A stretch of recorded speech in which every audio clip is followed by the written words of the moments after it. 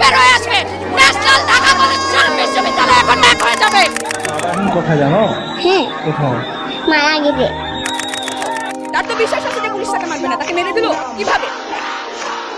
এখন পর্যন্ত বাবাকে বলে আসছি, আজকে যদি মরে যায় আমার লাশটা যেন রাস্তা থেকে না তুলে।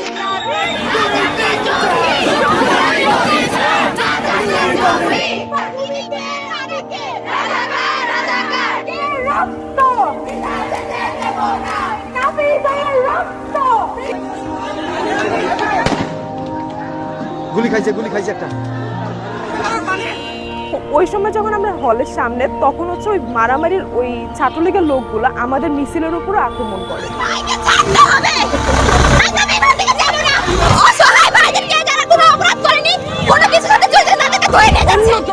শিশু থেকে শুরু করে শিক্ষার্থী থেকে শুরু করে মরে গেলেই বেদনা বুঝবে। আমার 6টা সন্তান যে ওখানে অনশনে আছে তাদেরটা কে বুঝবে?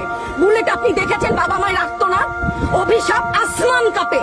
আমরা কেন হল ছাড়বো? আমরা স্বায়ত্তশাসিত প্রতিষ্ঠানের স্টুডেন্ট, সরকার এখানে নাক গলাইতেই পারে না। They have no right. সুযোগ ছিল পিছনে ফিরে আসার, এখন আর পিছনে যাওয়ার রাস্তাই নেই। পিছনে পুলিশ আর সামনে স্বাধীনতা।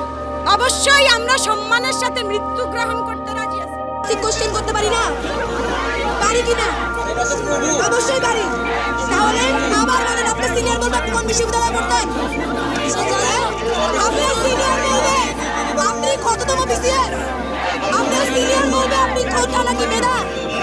লজ্জা লাগে না ভাই? ছেলে মেয়েগুলো দিকে তাকান তো, কোনো লজ্জা লাগে না? কালকে খেতে মায়ের, আজকে যাতে মায়ের না খাই, মুখে পিঠে ধাক্কা না খাই, বুঝে না গুলা শিক্ষক আমরা আর কিছু না। আজকে তো গেছি, কালকে লাস্ট হয় শেখ হাসিনার সরকার জিতবো, না হয় ছাত্র আন্দোলন জিতবো।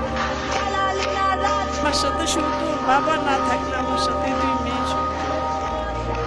অনেক খারাপ।